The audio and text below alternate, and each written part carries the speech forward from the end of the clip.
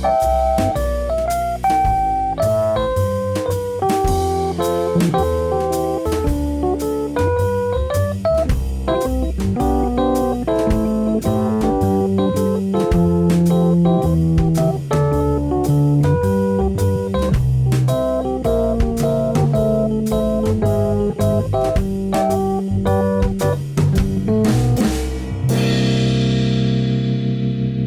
Marino Show. Hello everyone, I'm David Marino. Welcome to The Marino Show. I'm here at Galaxy Art and Entertainment Gallery in North Austin with my special guest, Corin Nemec. I'm Corin Nemec. Thank you so much for being with me today. It's my pleasure. I know you from many different shows. Obviously, My Generation, Parker Lewis Can't Lose. I know you've been in Stargate, Star Trek, just so many different credits to your name. First of all, why don't we talk about your very latest that's out right now, Half Dead Fred. Tell us a little about that film and what we can expect from that. I mean, Half Dead Fred, it's in the process of being sold now. Braun Theron, the writer-director of it, who's also a friend of mine, not just a business associate or anything like that, but also a personal friend. He's got actually a number of offers from several reputable distribution companies, and I think that he's probably going to take one of those relatively soon.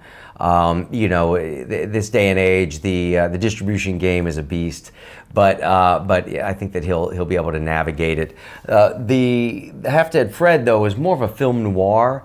I wouldn't call it, I mean, maybe it's kind of a psychological thriller, sort of, not so much of a horror film. It's got some scare moments and some beats and moments like that at least kind of inch it into that category. But overall, it's it's more of like a throwback to like the detective noir movies of the 40s and 50s, okay. The gumshoe detective movies. My name is Freddie Nash, medium detective. I work in a very niche market, solving ghost stories. It's well thought out, and it gave me as an actor as well, it gave me an opportunity to really do a lot as a character. I talk a lot in it, put it that way. Do a lot of talking. And speaking of, this is from the film, right? And this over my shoulder, yes. This is my my sweater that I wore in the movie, and then this is a mask from the opening scene that is used. This movie has nothing to do with zombies. It does have to do with ghosts, but I guess that could be a ghost. I don't know what that is. It's a vampire ghost zombie, but these kind of creatures don't really have anything to do with the storyline. Yeah. Sorry to disappoint. Well, as I mentioned, you have many credits to your name. I think of you, of course, growing up, Parker Lewis Can't Lose. And there was another film that really stood out to me growing up. It was a big case, a kidnapping case. My First Name is Steven. You did that film as well. When you think about doing, let's start with Parker Lewis Can't Lose, what kind of memories do you have from that time? And I remember it was a very specific dress that you had, and your shirts were the first couple seasons. Yeah. Oh, there's a picture right over there of here. Let's see if somebody can hand that Parker Lewis picture over here. You had a very specific way of dressing in that show. It just always reminded me of my character Parker Lewis here. This is Troy Slayton, who played Jerry Steiner, and then Mikey Randall was played by William Jane. The shirts and the wild clothes and all of that was actually was my idea. In the pilot episode, the character was more like a thrift store chic, and. When we got the series go ahead, I was really big into in hip hop and the rap scene at that time, and Jazzy Jeff and the Fresh Prince, who obviously later went on to do the series Fresh Prince of Bel-Air, and then also all the guys that were on In Living Color, and just the whole kind of fashion style of the hip hop scene in that sort of party rap era, with went along with this outfit, the slacks, the high top shoes, and the wild print shirts. And at that time, the high top fade was a big thing. And as I, being a very floppy haired honky, I couldn't get the high top fade going. But what I did was the high top fade Gumby thing. So what I did was have them do my version of a Gumby, this sort of slanted high top fade that was very popular back then. And it took 45 minutes every morning to get my hair to get that pompadoured effect and everything with the shelf on it and all of that, which was my whole, that was the so in essence Parker Lewis himself was like an African American party rapper. I have to bring this up because speaking of your hip hop days, you were in a music video that was very popular in the early 90s, right? Oh, well, Jump Around, I did.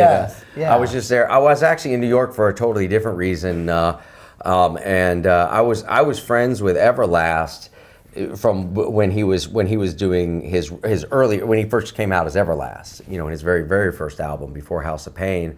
I knew him because of a good friend of mine, Kevin Hicks, who's in a band called Gumbo right now.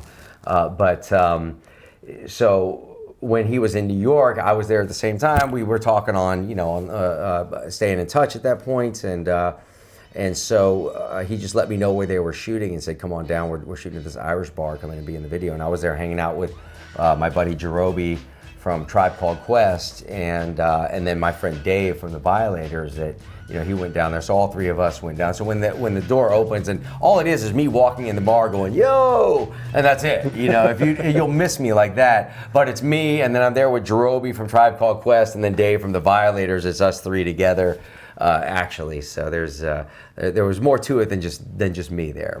But I was actually there for most of the filming of it. I was there when they were filming at the St. Patty's Day parade and all of that, and it was just. I mean, I got to say that St. Patrick's Day parade was total chaos. I have never seen. I mean, you think that you think the whole that it's cliche the drunk Irish fights. It wasn't at all that day. I got to say it was mayhem there. But he was always a good friend of mine. It was a lot of fun to do that little kind of like pop up in that video. It's kind of classic. Yeah, that is a classic. It's iconic. Everybody knows that song even today. House of Pain's Jump Around. Absolutely. So after Parker Lewis Can't Lose, you did The Stand was shortly after that. It was. I think from when the show was canceled.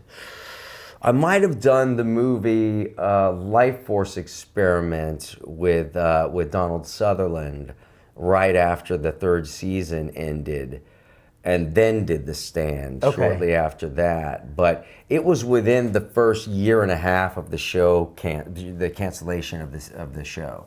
So obviously very different characters. Harold in The Stand, which there's a picture of Harold here in this book. You can't really see it that well. Let's get it on the close-up. This is how it is in the Stephen King Marvel omnibus. This is Harold. This is me. So you obviously it's not me.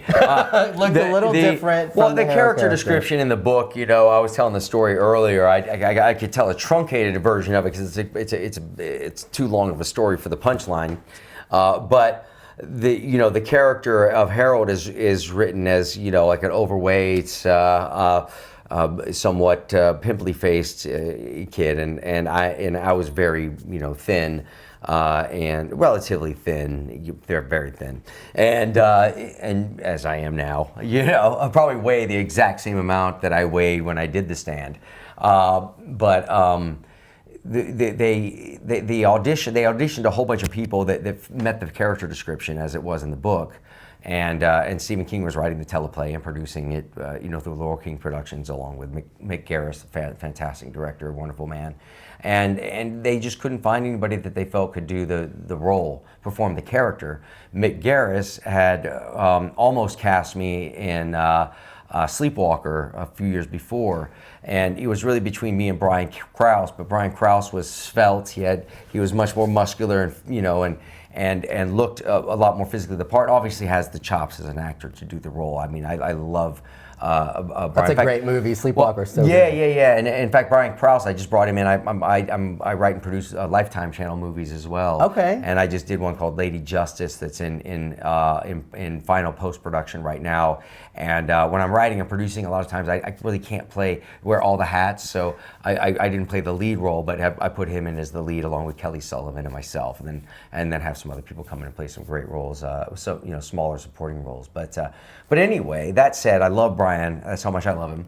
But Mick Garris had always remembered me from that audition, from when I tested for Sleepwalker, and he convinced Stephen King to give me an opportunity to step in and audition for it. So I came in and auditioned for it. He believed that I had the chops to play the character, and they rolled the dice on me, which was career changing for me, career altering in many ways, because I then was seen as an actor who could play these more quirky, strange kind of character pieces, and a lot of the, I've had the chance to play a lot of different types of characters, and I think that in a way I've almost become, throughout those years, almost a character actor in a strange way. So it's, I think a lot of actors, they become famous very quickly and maintain a certain amount of celebrity because they maintain a through line of character to all of their performances. So people get what they're used to a lot, and some of the more breakthrough actors, when they do a lot more avant-garde roles, it's more of a struggle to reach a high level of success and maintain it over and over and over again when every single one of your performances is really vastly different from the last one at times. But that said, it's for me. Getting to challenge myself with all different kinds of characters is a big deal, and the film I'm doing now, it's called Place of Bones. It's got an incredible director, Audrey Cummings, and my buddy David Lipper, who's a fairly well-known actor as well, but very successful producer. He's producing it, and it's got Heather Graham and Tom Hopper in it as the leads, along with myself. So. Great opportunity for me, and the character is just an absolute to die for role as an actor. It's just a really, really complex, calculating, nice yet corrupt, yet suspicious but trustworthy. But just so many dimensions to the character. My girlfriend, who's over here off to the side, Sabrina, she was out there with me a bit when I was first working on the start of the film, and she was like, I couldn't deal with anything but the performance. I couldn't. It was like I had to put blinders on completely, and she got ignored quite a bit during that time. And I'm so sorry, honey bunny. And, do you feel like that's another career-defining role for you? This one's going to be for sure. Yeah. I'm quite convinced. I always forget how to pronounce his last name, but Andre, he was the cinematographer for a lot of Quentin Tarantino films, doing Pulp Fiction and Reservoir Dogs, and also did the Iron Man movies and some of these really big films. I mean, this cinematographer is a legend, and I think that with him at the helm doing the cinematography, it really has this very classic Western feel to it. Very still, very, very, very simple, but yet well thought out.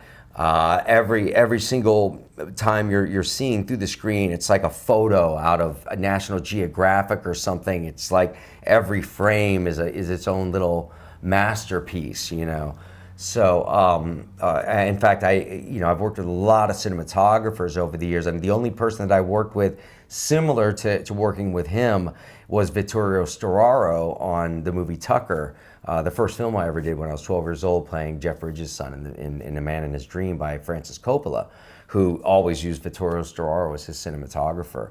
So when you think of Apocalypse Now, how rich and deep and realistic the lighting feels, where you feel like you're right in the room with the characters, it's the same thing on this one, and and that's what's going to set it aside from from a lot of other films. And also, I think a lot of times nowadays there's a pacing, not only from a scripted standpoint, but cinematically, where there's a lot. I think there's too many cuts.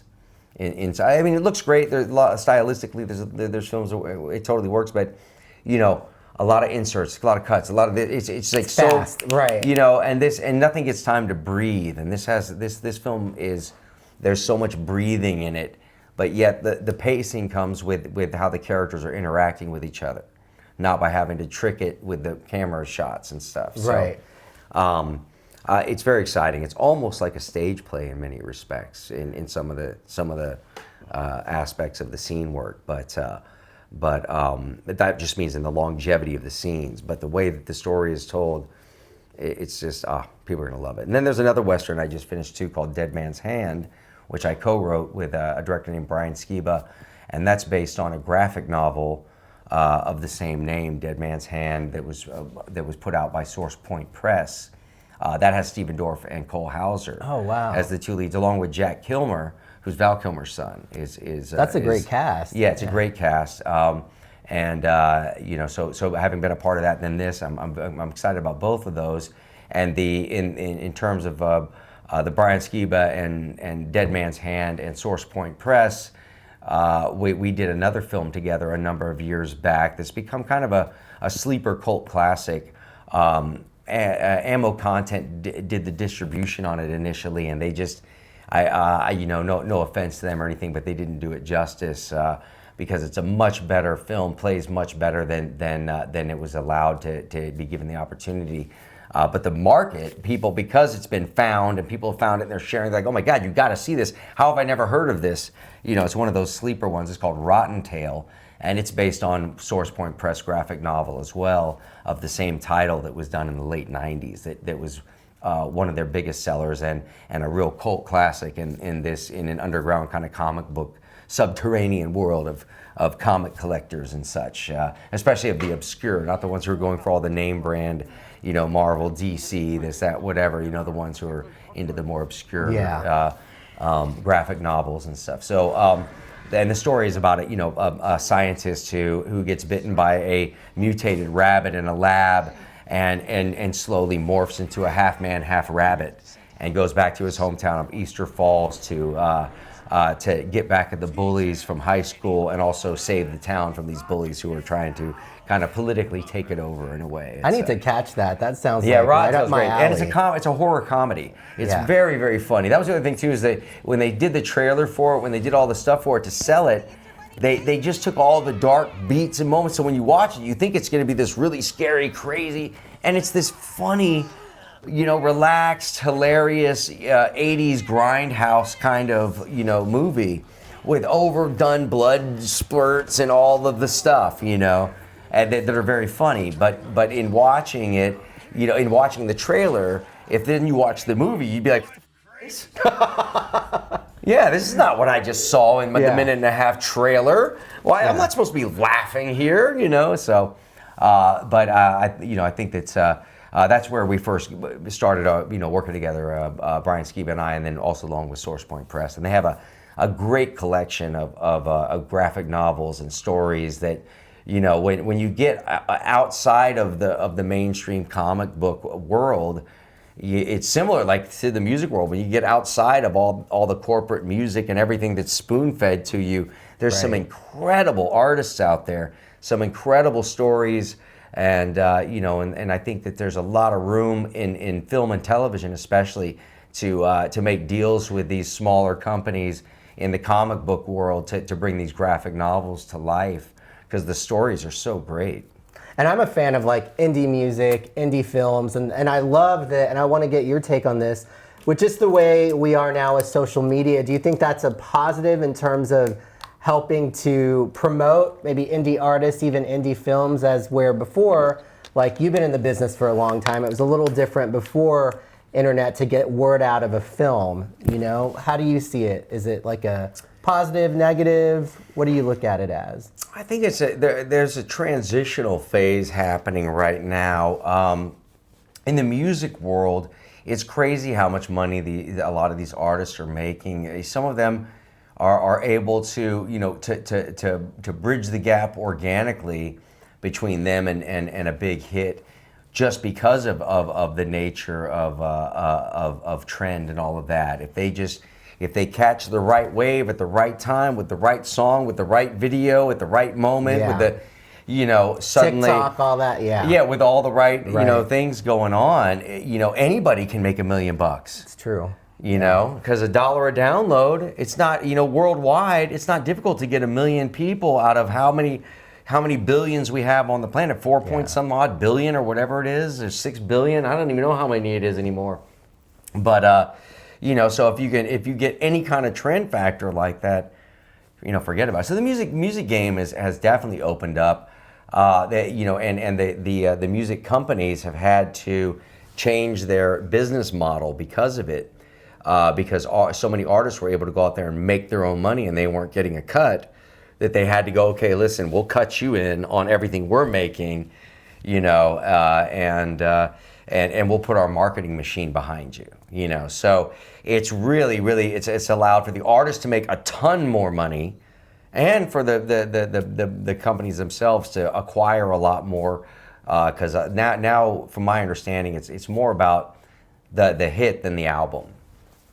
So one song worldwide that's a hit can make hundreds of millions of dollars, and nobody cares about an album. But in the movie game, with the distribution companies and the big industries, the big studios and all of that, they haven't felt the pinch from independent platforming, because there hasn't been a platform yet that's making the same kind of exchange that the record labels have had to do with their artists in order to keep them, because they still control the distribution so tightly, across the board. Even with all the platforms that are out there, it's hard to get any of them to give you a fair deal on a per view basis. They'll be giving you 0.006 cents on every view. Until it's ridiculous. These ridiculous deals where you look at it, you're like, for me to make $10,000, I need 1 million views. Yeah. You know what I mean? Where it's like, if you have 1 million people watching your movie at whatever the download price is, then that should be in the millions of dollars of return on, because each one of those rentals or whatever is $1.99 or more. I've never seen a movie rent on any platform for less than $1.99.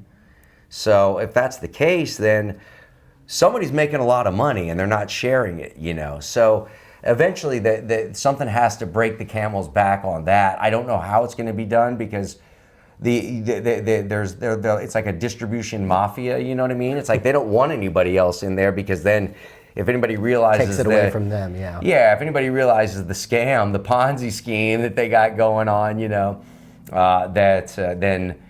then it would be great for everybody, because then the people who are making the smaller independent films would be able to see their money back, and in short time.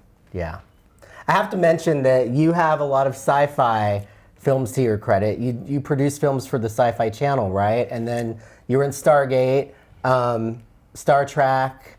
Well, that was a more of a fan film. It had some of it had one of the original creators of Star Trek involved in it, but it was, I guess, titled Renegades for a good reason, because they, as much as they attempted to get the Star Trek franchise involved in that, it wasn't their idea. They didn't want anything to do with it, even though it was a great idea, and it would have played great if if the franchise had gotten behind it and said, hey, look at all the organic tension that this has, but again, it's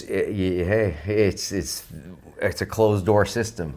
And that's a niche audience, because you go to cons for some of the sci-fi stuff as well, right? Like Supernatural. Most of the conventions, most of the conventions that I do here and overseas are generally, really sci-fi related, Supernatural, Stargate, different things. But and then obviously pop culture stuff with Parker Lewis, and The Stand as well comes into play quite a bit in terms of of what people are there to get signed or to see me for or whatever.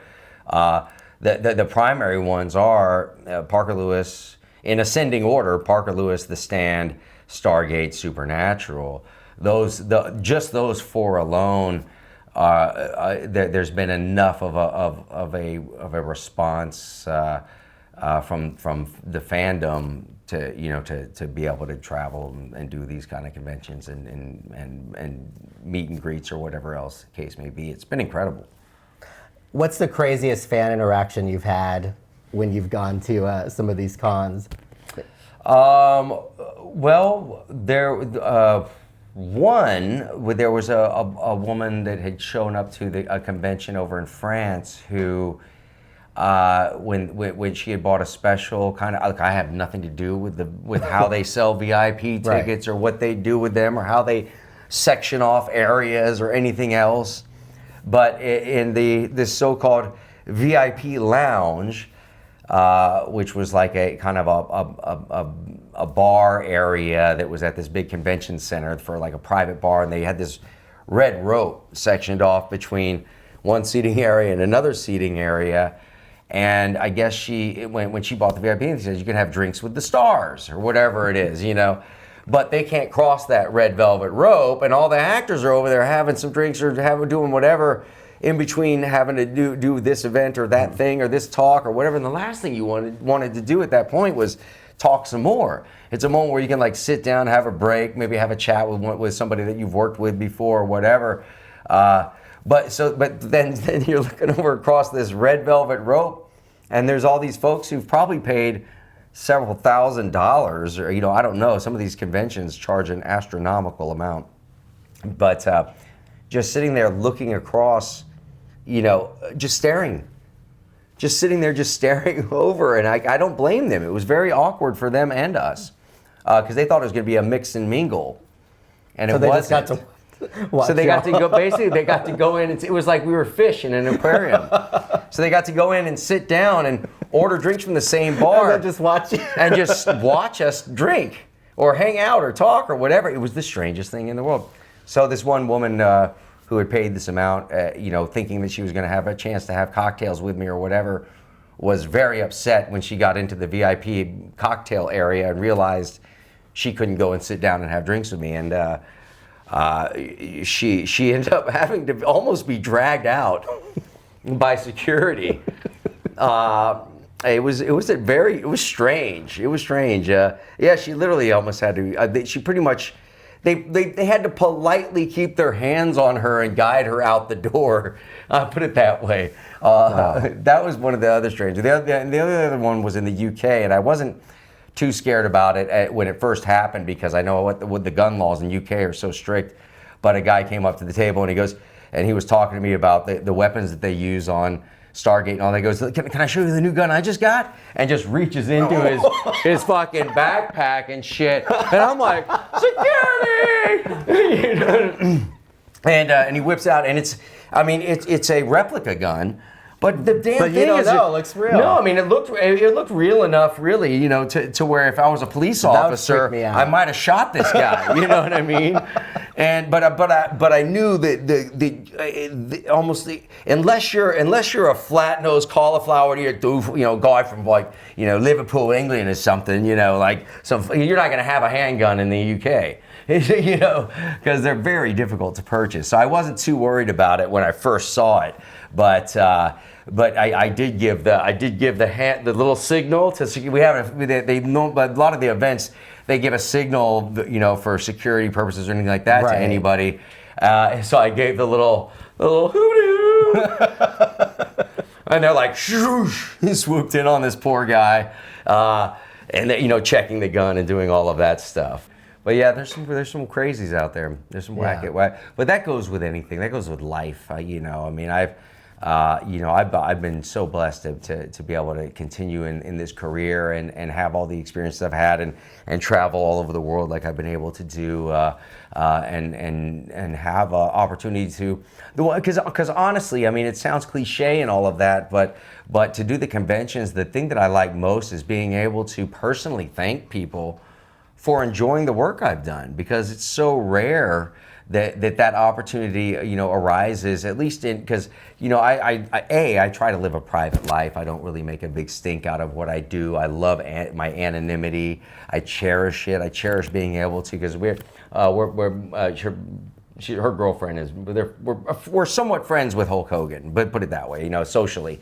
And anytime we go out with him, it's just, this guy cannot get a moment's peace. And how do you disguise when you're Hulk Hogan? You're Hulk Hogan. Yeah. You're the Hulkster no matter what, no matter where you go. His real name is Terry, and he probably loves it when people call him that.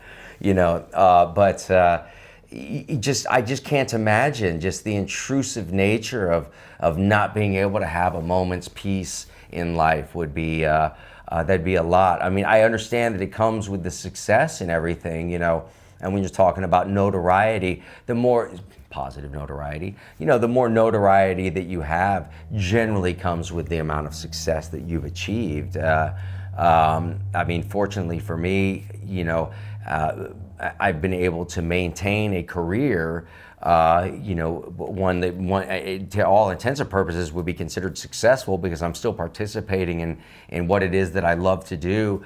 The sci-fi movies, like you said, I produced a number of them as well because it's fun. People are like, oh, you did all, you're the king of B movies or whatever. And it's like, listen, dude, I'm doing what I love to do. I enjoy it. I have a blast when I'm on set. The people I work with have a great time when they're on set. When I produce films, I produce, a high quality film experience on set. The film itself might be, sand sharks or, dragon wasps or whatever the case may be. But the outcome for me is about the experience of being being a part of the industry that I love. And I was going to say that I think there's a difference between fame and being like a famous, like a Kardashian or something, and then being like a working actor that's been in the business as long as you have, and they keep doing it for the love of the craft. And there's very much a difference between, I mean, you have your fame, but there's a difference between the people that just want to stay in that. That seems hard to attain, to stay in that kind of level of constant, So a lot of artists I follow that are indie, they say that they like being able to do what they want to do. Right, have a life, but do things on their terms and not have a big corporate entity over them running their life. Do you feel that way just in the projects you've been able to do, whether it's independent or larger, larger studio, but you've been able to kind of come in and out and do a variety of different things? Yeah, totally. Again, for me, the art of filmmaking, the whole process of it, and also I love that. But the other thing I love about writing and producing is when I get to call up other actors and friends of mine and people in the industry who, like myself, have been working, have done stuff and this and that and the other, but in some respects have been kind of panned or sort of looked over by a certain tier of work and success and opportunity, and I love being able to give them a call and go, yo, what's your availability? I got a film going on this time, and this is the fair price that I can offer and everything else, and even though I'm doing smaller budgeted films, I do my damnedest to pay more than than what the unions would require of a budget that size in terms of contractually. As a producer, I think that paying a fair wage is more important than looking at what a micro budget from Screen Actors Guild would recommend. Because these strange contracts and things like that come with some of the unions actually screw up the budget more than it helps it, because if you have one of these micro budget contracts and you can't really negotiate out of those, it has to kind of basically be a favored nations deal, and with that, how do you attract any other larger talent that aren't willing to work for lower prices or anything like that? So it's like the whole project needs to be freed up from any of those constraints based on some arbitrary number because of what they think your budget is. So if it's $500,000, $300,000 to $500,000 film, it's still very doable when you scale everything down in terms of your crew, your settings, how the script is written, how tailoring the script to the budget, decreasing the amount of locations, creating a smaller cast, all of these different fundamentals that can free up a larger portion of that budget to be able to give you the ability to pay everybody, including down to your PAs, a higher wage than potentially what they would get on a much larger budget picture. So that's really what my ultimate game plan is to continue doing the smaller budget films, build that up, and then eventually get into the series work, because that's to me that's the dream work, is producing, writing, and acting in a show that I've either helped create or created solely. That's the ultimate goal, because that's where the real fun begins. So what other projects do you have coming up in the future? Man, if I can remember all of them, there's another film with the same producer who I'm working with now. We did another film earlier last year called Joe Baby with Harvey Keitel and Ron Perlman, and I can never remember how to say her name. The lead actress, she was great. I'm not going to say it because I'm just going to murder it. Anyway, you can look it up. It's called Joe Baby. There was another one called Legacy that I believe is either on Pluto or I can't remember which network it is. But that one that one is another project that should be coming out any moment now. I have the one that I wrote and we produced earlier this year called Lady Justice, which is geared towards a thriller, female-driven thriller, and oh my gosh, I know I'm forgetting. Shutdown? Oh, The Shutdown is what we're coming up with now. That's right. Yeah, I mean, we're filming that coming up soon. It's a romantic comedy. Myself, Jeremy London, I wrote it. Kyle Rankin's directing it. Vanessa Angel as the lead female in it, along with Christiana Lucas, who also was in my other film, Lady Justice, that I wrote. This one, Kyle Rankin's a fantastic director. He did Run, Hide, Fight, which was a huge success more recently, and I've known him for 15 years or so. But that is going to be a fantastic film. I am very convinced of that. It's very timely. It's kind of like Falling Down meets Better Off Dead. A story about a man who loses everything during the shutdown. Whenever he has a employee placement agency for cruise lines and catered parties and all of this stuff, and obviously none of that was happening, and goes belly up, and in the throes of losing everything, he does find love. So it lends to some interesting moments that people will feel all too familiar with, but at least makes a little bit light of them. Yeah, especially Better Off Dead it's kind of like what it's Yeah, it's both of them are very dark comedies. This in a sense has that kind of dark comedic element to it, as well, which I think people really enjoy, and it allows to kind of touch on social topics and kind of things that are a little bit more taboo in most mainstream movies, So I'm very excited about that as well. Thank you so much for reminding me, babe. We're on so many subjects and everything. Yeah, The Shutdown I'm so excited about as well. It's been something that my girlfriend Sabrina's been producing with me now for a number of months, and we're very excited about that coming together. And I know there's at least two other projects that I can't think of, but it's okay. We'll just do a follow-up sometime down the road. Is it true that the movie The Goonies was sort of an inspiration to get into acting for you? Well, my dad was the assistant art director on Goonies, and he had already kind of filled me in on what an amazing movie it was going to be before it even came out.